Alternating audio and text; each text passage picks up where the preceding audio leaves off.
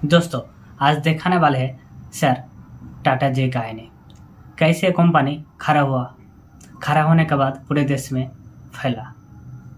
उसके बाद सर रतन टाटा जी कैसे पूरे देश के धड़कन मारा। चलो इस वीडियो में देखते हैं। रतन टाटा ये नाम किसी पहचान का मोहताज नहीं है।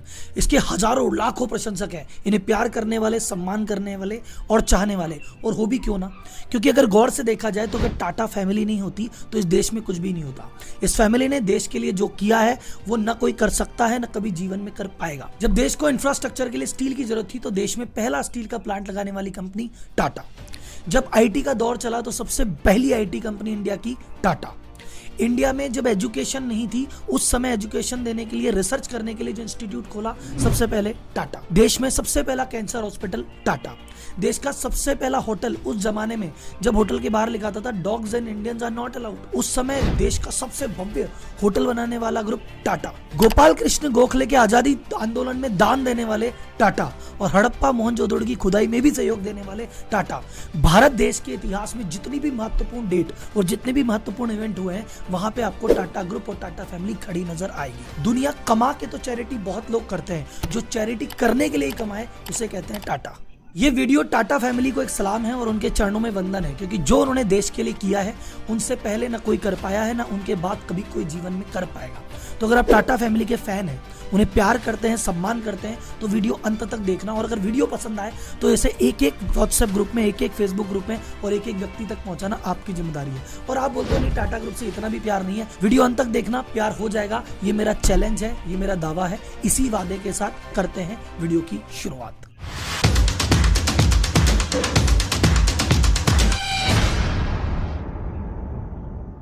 टाटा ग्रुप इतना बड़ा है कि इसकी 100 से ज्यादा डिफरेंट कंपनी है और इनमें से 29 कंपनियां शेयर बाजार में ऑलरेडी लिस्टेड है। टाटा ग्रुप का टोटल मार्केट कैप है 311 बिलियन और ये टोटल बीएसई के जो मार्केट कैप है उसका 9% अकेला है। यानी बीएसई पे टोटल 5200 से ज्यादा कंपनियां लिस्टेड है और उनमें से टाटा ग्रुप की 29 कंपनियां मिलकर ही 9% अकेला रखती है। सोचो टाटा की पावर। टाटा ग्रुप तीसरा सबसे बड़ा देश का एम्प्लॉयर है। पहले नंबर पे आर्मी में सबसे ज्यादा लोग हैं, सेकंड नंबर पे रेलवे में है और थर्ड नंबर पे टाटा ग्रुप में सबसे ज्यादा एम्प्लॉय हैं। Total 9,35,000 employ. ये एम्प्लॉय कितने होते हैं? अडानी ग्रुप को मिला लो, अंबानी ग्रुप को मिला लो, आदित्य बिरला ग्रुप को मिला लो, एसबीआई को मिला लो और एचडीएफसी को मिला लो। इन पांचों को मिला के इतने एम्प्लॉय नहीं है जितने टाटा ग्रुप के अकेले के हैं। साल 2021-22 में टोटल जो कंपनी का टर्नओवर था वो 10 लाख करोड़ से भी ज्यादा था। आपको लग रहा होगा टाटा का इतना बड़ा काम है इंडिया में। सर जी, इसका 67% रेवेन्यू इंडिया के बाहर से आता है, 2/3 पैसा। तो बोले राहुल जी, इंडिया के बाहर टाटा का है क्या? सर, इंडिया के बाहर 150 से ज्यादा कंट्रीज में टाटा के प्रोडक्ट और सर्विस काम में लिए जाते हैं और 100 से ज्यादा देशों में टाटा के ऑपरेशंस हैं, ऑफिस हैं, एम्प्लॉइज काम कर रहे हैं। 2018 का एक डेटा, इंटरेस्टिंग डेटा शेयर करता हूं। 2018 में टाटा ग्रुप ने जो टैक्स दिया था वो टोटल इंडिया के टैक्स कलेक्शन का 2.25% अकेले था। टोटल टैक्स दिया था उन्होंने 47,195 करोड़ और वो टैक्स कितना था? जितना असम, गोवा, हिमाचल, उड़ीसा की सरकार ने पूरे साल में इकट्ठा किया था, उससे ज्यादा अकेले टाटा ग्रुप ने दिया था। इमेजिन करो स्केल। अब इतना बड़ा भारी डेटा देख के आपके पैर के नीचे से जमीन खिसक गई। सर जी, इतना बड़ा है, हमको तो लगा यार होगा छोटा मोटा। सर, एक बात बताता हूँ आपको, असली जमीन आप खिसकनी चाहिए और इसी बात पे टाटा से है ना आपको और मुझे प्यार है। सर, इतना बड़ा टर्नओवर होने के बाद और इतना बड़ा ग्रुप होने के बावजूद भी इसका चेयरमैन कभी भी इंडिया का सबसे अमीर व्यक्ति नहीं बना। क्यों नहीं बना? सोचो, क्योंकि रिलायंस अगर इतनी बड़ी है तो उसका मालिक भैया इंडिया का सबसे अमीर व्यक्तियों में आता है। अडानी ग्रुप बड़ा हो रहा है तो गौतम अडानी आता है। उधर अमेजन बड़ी होती है तो जेफ बेजोस का नाम आता है। जब टाटा ग्रुप इतना बड़ा है तो इनके चेयरमैन का नाम क्यों नहीं आता? टाटा फैमिली का नाम क्यों नहीं आता? क्योंकि इन्होंने कहा ये जितना भी पैसा कमाया जा रहा है, जितना भी पूरा ग्रुप है, इसकी ओनरशिप है टाटा सन्स के पास। और टाटा सन्स के जो सबसे बड़े शेयर होल्डर हैं वो कौन है? टाटा फैमिली नहीं, इनकी कोई एक कंपनी नहीं, इनके सबसे बड़े शेयर होल्डर हैं इनकी ट्रस्ट। 28% शेयर है सर दोराबजी ट्रस्ट के नाम पे, 23% है सर रतन टाटा ट्रस्ट के नाम पे, फिर 4% है जेआरडी टाटा ट्रस्ट के नाम पे। कुल मिला के इसके जो ओनर है इन्होंने किसको बनाया? ट्रस्ट को। कि ग्रुप जितना भी पैसा कमाएगा वो भैया जाएगा ट्रस्ट के पास, और ट्रस्ट क्या करेगी, उसको भाई साहब चैरिटी में खर्च कर देगी। मतलब इसका मतलब ये जितना भी पैसा कमा रहे हैं, ऑपरेशन कर रहे हैं, इसका उद्देश्य घर भरना नहीं है, इसका उद्देश्य समाज के लिए लगाना। हमारे रतन टाटा जी इतने बाद भी अमीर क्यों नहीं है? रतन टाटा के पास टाटा सन्स के कितने शेयर हैं? Can you imagine? 0.83, 1% से भी कम शेयर है रतन टाटा के पास पूरे टाटा सन्स का। इसीलिए टाटा लव है हमारा। तो बात करते हैं टाटा की कंपनी के इतिहास की कि यह 152 साल पहले 1868 में कंपनी चालू हुई। किसने चालू की, क्या किया और क्या हुआ, और इन्होंने देश को कब कब क्या क्या दिया। तो सर एक बार मेरे चैनल पे सब्सक्राइबर कितने उस पर नजर डालिए, लगभग 3.5-4 लाख के आसपास होंगे। लेकिन ये जो टाटा की स्टोरी है डिजर्व करती है कम से कम 1 मिलियन सब्सक्राइबर। तो प्लीज अगर आपने अभी तक चैनल को सब्सक्राइब नहीं किया है तो सब्सक्राइब कर देना, क्योंकि ये टाटा ग्रुप की टोटल 12 कहानियां मैं सुनाने वाला हूं। आज पहली वीडियो है, इसके बाद टाटा ग्रुप की 11 कंपनियों पे वीडियो आने वाला है। तो ये पूरी सीरीज को 1 मिलियन से ज्यादा व्यू हर वीडियो पे चाहिए, तो भैया चैनल को सब्सक्राइब करना और जितने भी व्यू हैं उसको बढ़ाते चलना। अब करते हैं वीडियो की शुरुआत। तो अगले 4 मिनट में आपको बताने वाला हूं पीढ़ी दर पीढ़ी की भैया जब जमशेदजी टाटा चेयरमैन थे उन्होंने अपनी जिंदगी में क्या क्या चीज की, भारत को क्या क्या दिया। फिर जब दोराबजी टाटा आए तो उन्होंने क्या क्या दिया। फिर जब JRD टाटा आए उन्होंने क्या क्या दिया, और लास्ट में अब रतन टाटा जी हैं तो उन्होंने क्या क्या चीजें दी। तो एक एक करके सभी पॉइंट पे अपन करेंगे चर्चा। तो सर जी बात चालू करते हैं जमशेदजी टाटा से। जमशेदजी टाटा को कहते हैं फादर ऑफ इंडियन इंडस्ट्री, भारतीय उद्योग के पिताजी। चालू ही उन्होंने किया, वो न होते तो भाई साहब पता नहीं भारतीय उद्योग कितने साल बाद चालू होता। इनकी जीवन गाथा कभी और, अभी मैं इनकी अचीवमेंट्स की बात करता हूं, इन्होंने क्या क्या किया। सन 1874 में इन्होंने एक टेक्सटाइल मिल की शुरुआत की जिसका नाम था इंप्रेस मिल। उस मिल के बारे में, ये लीजेंडरी मिल कैसे है, क्यों, उस समय तक जब लंदन में टेक्सटाइल के काम चला करते थे वहां के मजदूर भी बहुत दयनीय स्थिति में रहते थे। मतलब भाई साहब 16 घंटे 18 घंटे काम कर रहे हैं, कोई छुट्टी नहीं है, कुछ भी नहीं है, शोषण हो रहा था। तो इंडिया में तो बात ही छोड़ दो, इंडिया में भी शोषण हो रहा था। इन्होंने कहा नहीं यार ये बात गलत है। इन्होंने इंडिया में नहीं वर्ल्ड में पहली बार PF का सिस्टम चालू किया। ये जो प्रोविडेंट फंड देना इन्होंने चालू किया। इन्होंने भाई साहब इंश्योरेंस कराना चालू किया। इन्होंने स्पोर्ट्स डे बनवाया, इन्होंने फैमिली डे बनवाया। इन्होंने एम्प्लॉय को उस समय भाई साहब मार के काम कराया जाता था, उस समय एम्प्लॉय को गिफ्ट, बोनस, इंसेंटिव, ये सारी स्कीम चालू की जो भारत में नहीं पूरे विश्व में पहली थी। तो एम्प्लॉय के लिए उस समय ऐसी सोच रखी और वो सोच आज तक टाटा में फॉलो होती है। इसीलिए बीच में कहावत थी कि जूती पहनो तो बाटा की और नौकरी करो तो टाटा की। जमशेद जी ने अपने जीवन में 4 सपने देखे। उन्होंने कहा एक सपना कि इंडिया में स्टील प्लांट लगना चाहिए, एक इंडिया में हाइड्रो पावर का प्लांट लगना चाहिए, एक इंडिया में एक वर्ल्ड क्लास इंस्टीट्यूशन होना चाहिए और एक इंडिया में एक होटल होना चाहिए। और चारों सपनों पे इन्होंने अपना काम चालू किया। सबसे पहले बात करते हैं स्टील प्लांट की। ये लंदन में एक लेक्चर अटेंड कर रहे थे तो वहां पे एक बहुत फेमस इकोनॉमिस्ट थे थॉमस कार्लाइल। उन्होंने कहा अगर किसी भी कंट्री को ग्रोथ करनी है उसे स्टील प्रोडक्शन पे ध्यान देना पड़ेगा। जिस कंट्री में स्टील नहीं है उसकी ग्रोथ होगी नहीं। ये बात इनके घर में बैठ गई। इन्होंने कहा भैया इंडिया में स्टील प्लांट लगाना है। और उस समय इंडिया में स्टील का कंजम्पशन बिल्कुल नहीं था, प्लांट लगाने की तो छोड़ दो, अंग्रेजों का राज चल रहा था। तो उस समय इन्होंने कहा मैं तो भैया स्टील का प्लांट लगाऊंगा। तो उस समय अंग्रेजों ने इनकी बहुत हंसी उड़ाई। एक बंदा था फेडरिक एप्रिकॉट, उसने कहा अरे भाई साहब इंडिया में स्टील बनाएंगे क्या? अगर तुमने स्टील बना लिया तो भैया वो स्टील है ना मैं खाऊंगा ब्रेकफास्ट में, इतना सा तो तुम स्टील बना पाओगे। ये बात चुभती बात कह दी। लेकिन जमशेदजी टाटा ने हार नहीं मानी। उन्होंने भाई साहब ढूंढ के बहुत ज्यादा एफर्ट किए। अब टाटा स्टील कैसे बनाई, टिस्को कैसे बनाई, इसकी कहानी अलग से वीडियो में बनाऊंगा, पर शॉर्ट आपको बताऊं ना, शॉर्ट इतना सा है। उन्होंने बड़े स्ट्रगल के बाद साक्षी करके एक जगह थी, वहां पे प्लांट डाला और चीजें स्टील का प्लांट बना के स्टील का प्रोडक्शन चालू किया। और स्टील का प्रोडक्शन 1912 के आसपास इन्होंने चालू किया था और 1914 में वर्ल्ड वॉर की शुरुआत हो गई। अब वर्ल्ड वॉर की जब शुरुआत हुई तो भैया उनको युद्ध लड़ने के लिए टैंकों की जरूरत हुई, स्टील की जरूरत हुई। और वो जो स्टील था वो इंग्लैंड ने भैया टाटा के यहाँ से मंगाया। और जो टाटा का स्टील इतना ज्यादा मजबूत था कि युद्ध में भाई साहब गोले पड़ते थे पर टैंक के कुछ नहीं होता था। और उन टैंकों की मदद से ब्रिटिश ने वो वर्ल्ड वॉर जीता। और वर्ल्ड वॉर जीतने के बाद जब वो वापस आए तो उन्होंने कहा भैया कहाँ से आया था स्टील? बोले टाटा के प्लांट से। तो टाटा के प्लांट पे वहां पे पहुंचे वाइसरॉय और उन्होंने कहा भैया इतना महान काम किया है तो ये साक्षी जो विलेज है इसका नाम चेंज करके जमशेदपुर किया, जमशेद जी के नाम। दूसरा जमशेद जी का सपना था कि भैया एक होटल बनना चाहिए वर्ल्ड क्लास। ये इंडियन और भाई साहब डॉग्स नॉट अलाउड इनके बात चुप गई थी, तो इन्होंने बनाया ताज होटल, जो भी आज भी भारत का बहुत बड़ा प्राइड है। तीसरी चीज इन्होंने कहा था भैया मुझे बनाना है एक शानदार एजुकेशन इंस्टीट्यूट जहां पे रिसर्च हो सके और आगामी जो बिजनेस करना चाहता है या पढ़ना चाहता है तो वहां पे आके सीख सके। तो इंडिया का फाइनेस्ट लर्निंग इंस्टीट्यूट बने, उसके लिए उन्होंने कहा कि उस समय उन्होंने 8,000 पाउंड, जो कि उस जमाने के आज के 100 साल पहले 1.25 लाख रुपए का दान किया था। आज भी कोई इंडियन 11,000 का भी दान करता है ना तो फेसबुक पे पहले फोटो लगाता है कि देखो 11,000 दिए। उन्होंने उस समय 1.25 लाख रुपए का दान किया था।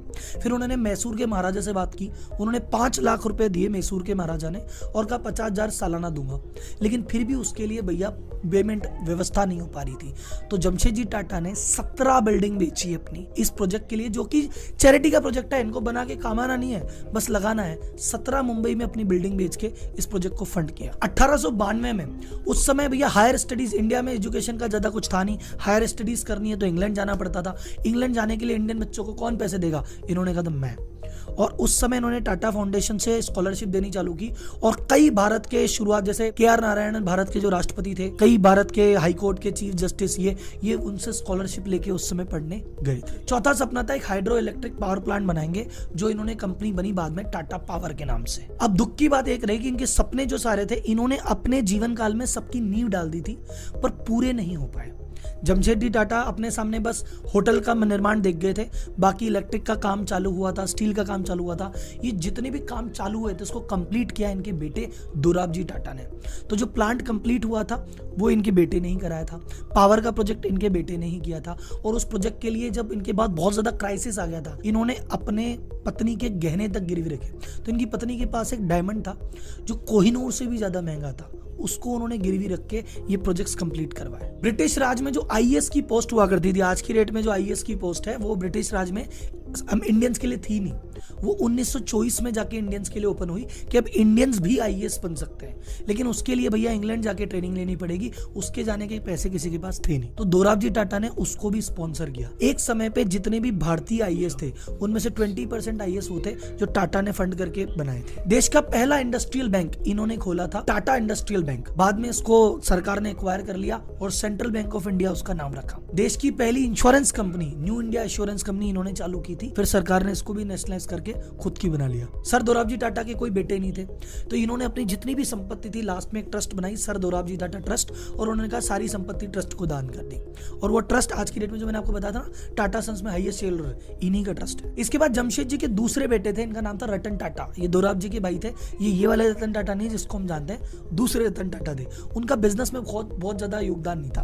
वो कहते थे यार बिजनेस ठीक है कर लेंगे, दोराब जी की मदद कर लेते थे।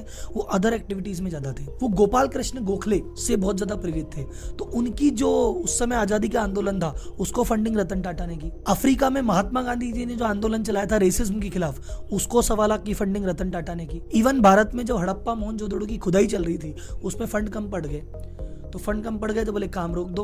तो वो सभ्यता जो आज हम कहते हो ना कि भारत इतनी प्राचीन सभ्यता है, वो होती ही नहीं। तो रतन टाटा जी ने उसके लिए भी फंड रिलीज किए। इनकी भी जो टोटल संपत्ति थी, इन्होंने एक ट्रस्ट बनाई सर रतन टाटा ट्रस्ट, उसके नाम की, और इनके जाने के बाद इन्होंने फैमिली को कुछ नहीं दिया, सब कुछ ट्रस्ट को देके गए। अब हम बात करेंगे टाटा ग्रुप के सबसे क्रांतिकारी लीडर के बारे में, जिसने पूरे टाटा ग्रुप को आज जिस रूप में आप टाटा ग्रुप को देख रहे हो उस रूप में लाने वाले व्यक्ति के बारे में, उस व्यक्ति के बारे में जिसको भारत सरकार ने भारत रत्न का पुरस्कार भी दिया है। और इससे पहले अपन आगे बढ़े, उससे पहले मैं आपको एक मैसेज देना चाहूंगा जो टाटा ग्रुप से हमको सीखने को मिलता है कि भैया बिजनेस हमेशा खुद के लिए नहीं किया जाता। अगर खुद के और खुद के परिवार के लिए करना है तो नौकरी करो। जब व्यापार कर रहे हो तो व्यापार जब कर रहे हो तो आपकी जिम्मेदारी है कि कस्टमर की लाइफ सुधरे, वेंडर की लाइफ सुधरे, एम्प्लॉय की लाइफ सुधरे, आप गवर्नमेंट को कुछ कंट्रीब्यूट करो और आप जो कमा रहे हो उसको चैरिटी करो। बिजनेसमैन करने का मतलब है आपको 10 व्यक्तियों के काम आना, और ये टाटा फैमिली से ज्यादा हम कहीं से नहीं सीख सकते। और इन्हीं से इंस्पायर होकर मेरा भी एक मिशन है कि भैया बिजनेस हमेशा इस मेंटेलिटी से करना चाहिए। और अगर आपको लगता है कि राहुल जी देखो हम बिजनेस कर तो रहे पर उससे दाल रोटी चल रही है, भैया हम भी चाहते हैं दुनिया के लिए, समाज के लिए, एम्प्लॉय के लिए कुछ करें, पर हमारा पूरा ही नहीं हो रहा, हम कैसे करें। तो भैया हो सकता है व्यापार में कोई गलती कर रहे होंगे, कुछ ऐसी गलती है जो आपको बड़ा होने से रोक रही है। तो आखिर व्यापारी ऐसी क्या गलती करता है कि बिजनेस में अटक जाता है, और क्या चीज ऐसी करें जिससे आप अपने घर परिवार से निकल के बड़ा काम कर पाए और नेक्स्ट लेवल पे जा पाए। एक व्यापारी की जिंदगी ना जिए, एक सीईओ की जिंदगी जिए। उसके लिए मैं एक इंट्रोडक्टरी सेशन करता हूँ हर संडे 4 घंटे का 10 से 2, जिसका नाम है व्यापारी टू सीईओ, जिसमें हम डिस्कस करते हैं व्यापारी की क्या क्या प्रॉब्लम है, क्यों क्यों प्रॉब्लम में है, अटका है तो क्यों अटका है, और भाई साहब ये सीईओ बनेगा तो बनेगा कैसे, ये कैसे खुद के घर परिवार से निकल के बाकी सब लोगों के काम आ सकता है। तो ये तो भैया रिकॉर्डेड वीडियो है, मैं कैमरे के सामने बैठ के रिकॉर्ड करता हूँ। आप चाहते हो कि राहुल जी आपके साथ बैठ के मस्ती करनी है लाइव और नॉलेज लेनी है 4 घंटे, तो भैया इस संडे पधारो। नीचे लिंक दिया गया है डिस्क्रिप्शन में। आप बिजनेस करते हो तो आपको मस्ट करना है, और बिजनेस करने की आपने सोची भी है तो भी इस क्लास को एक बार ट्राई करना। यू विल रियलाइज कि भाई साहब क्या होता है बिजनेस। तो जो क्रांतिकारी व्यक्ति हैं जिनको भारत रत्न मिला है, जिन्होंने टाटा ग्रुप को टाटा ग्रुप बनाया है, इनका नाम है जहांगीर रतन दादाभाई टाटा। अब ये जो रतन दादाभाई टाटा है वो वाले रतन टाटा नहीं है, ये इनके कजन्स में दूसरों के भाई है। मतलब इनकी पूरी जर्नी में 3 रतन टाटा है। हमारे वाले जो है वे अलग है सबसे, ये ऊपर वालों की बात हो रही है, ठीक है। तो अभी छोड़ो कौन किसका बेटा है, अपन मुद्दे पे आते हैं। तो जब जेआरडी टाटा को, जहांगीर टाटा को सत्ता मिली, टाटा ग्रुप मिला, उसकी वैल्यूएशन थी $101 मिलियन। और जब ये रिटायर हुए थे, जब इनके हाथ से सत्ता गई थी, जब इन्होंने सत्ता रतन टाटा हमारे अभी वाले को सौंपी थी, तब तक इन्होंने जो उसका टर्नओवर पहुंचाया था वो बनाया था 5 बिलियन। यानी इनकी लीडरशिप में टाटा ग्रुप 50 गुना बढ़ा। जब इन्होंने टाटा ग्रुप संभाला था 14 कंपनियां थी। जब इन्होंने टाटा ग्रुप रतन टाटा के हवाले किया तब तक 95 कंपनियां कर चुके थे। टाटा मोटर्स इनके नेतृत्व में चालू हुई थी। टीसीएस जो गहना है टाटा ग्रुप का, इनके नेतृत्व में चालू हुआ था। एंड सबसे इंपॉर्टेंट जो भी कुछ समय पहले खबरें रही, एयर इंडिया इन्होंने चालू की थी। इनको फ्लाइट का बड़ा शौक था। इंडिया की पहली एयरलाइन इन्होंने भारत को दी थी। सरकार ने उसका राष्ट्रीयकरण कर लिया और फिर रतन टाटा ने इतने सालों बाद चक्कर वापस घुमा के वापस टाटा ग्रुप के अंडर लिए। अभी आपके मन में बहुत जिज्ञासा होगी कि राहुल जी यार भाई साहब इसके बारे में और बताओ, उसके बारे में और बताओ। अभी अपन बात करेंगे रतन टाटा के बारे में, बट उससे पहले आपको एक चीज बता दूं, ये वाली वीडियो सिर्फ टाटा ग्रुप का इंट्रोडक्शन थी कि इन्होंने भारत को क्या क्या दिया है। एक एक कंपनी के बारे में चर्चा करूंगा। अगला वीडियो में जल्दी लेके आ रहा हूं तनिष्क पे, इसके बाद बात होगी टीसीएस पे, टाटा मोटर पे, एयर इंडिया पे, इंडिका पे, नैनो पे, टाटा स्टील पे, टाटा पावर पे, टाटा ग्रुप की हर मेजर कंपनी के बारे में डिटेल में बात करेंगे। कब बनी, किसने बनाई, क्या चैलेंज था, बाद में क्या हुआ, वेंडर कैसे संभालते हैं, कस्टमर कैसे संभालते हैं, मार्केटिंग कैसे करते हैं, इस कंपनी का अंदर बाहर ऊपर नीचे सब करके देगा रे तुमको राहुल। अभी बात करते हैं रतन टाटा के बारे में। रतन टाटा जी जो आए, इन्होंने अपने करियर की शुरुआत की थी नेल्को से। इनकी जीवन कहानी कभी और बताएंगे, बट इनको मैं मानता हूं कि ये थे एक्विजिशन किंग। इन्होंने भाई साहब जो चीजें खरीदी है, क्योंकि अब तक जो टाटा ग्रुप ऑपरेट कर रहा था ये सरकारी कंट्रोल में कर रहा था। ये जब बने थे तब तक 91 का लिबरलाइजेशन हो चुका था और मार्केट में खतरनाक कंपटीशन आ गया था। उस कंपटीशन में इन्होंने टाटा टी में इन्होंने टेटली खरीद लिया, इन्होंने टाटा स्टील में कोरस खरीद लिया, अभी लेटेस्ट इन्होंने भाई साहब लैंड रोवर और जगुआर खरीद ली। इन्होंने बनाई थी इंडिका जो देश में निर्मित पहली सबसे बड़ी कार थी। फिर उसके बाद इन्होंने नैनो लॉन्च की जो कि लकटकिया कार थी। तो इनके करियर में ताज वाली त्रासदी को इन्होंने कैसे हैंडल किया था, ये सारी चीजें इनके जीवन की हाईलाइट है जो कि अपन आने वाली वीडियोस में धीरे धीरे करके डिस्कस करेंगे। तो ये स्टोरी थी टाटा के कंट्रीब्यूशन की। जितनी चीजें मैंने बताई है, बहुत सारी चीजें आपको पता होगी, बहुत सारी चीजें आपके लिए नहीं होगी, पर बहुत सारी चीजें अभी बाकी रह गई है। मैंने आपको नकली भारतीय वीडियो में प्रॉमिस किया था कि इंडियन हीरोज पे एक सीरीज चालू करूंगा और इंडियन हीरो में टाटा से बड़ा हीरो आखिर है कौन। तो मैंने सीरीज की शुरुआत कर दी है। ये पहली वीडियो है, अभी बहुत सारी वीडियो आएगी। अभी शार्क टैंक आने वाला है, उसके जितने भी शार्क्स है सब पे एक एक वीडियो आने वाला है। आदित्य बिरला ग्रुप पे वीडियो आने वाला है, बजाज ग्रुप पे आने वाला है, महिंद्रा ग्रुप पे आने वाला है। और इंडियन बिजनेस को शुरुआत से लेके अब तक का एक एक बिजनेस ग्रुप, एक एक कंपनी, एक एक ब्रांड, एक एक प्रोडक्ट पे केस स्टडी आएगी। तो भैया ये चैनल अब बहुत ज्यादा वैल्यूएबल बनने वाला है। तो अगर अभी तक आपने सब्सक्राइब नहीं किया है तो सब्सक्राइब कर लो, हर वीडियो को लाइक करा करो। और भाई साहब मेरे मोटिवेशन के लिए अगर आप टाटा ग्रुप को प्यार करते हो, इस वीडियो को हर ग्रुप में, हर मैसेज में प्लीज पहुंचा देना। मैं चेक करूंगा कि मेरे पास भी 50 ग्रुप में मेंबर हूं, किस ग्रुप में कौन शेयर करता है। ठीक है, तो चलते हैं, मिलेंगे अगली वीडियो में। तब तक के लिए धन्यवाद।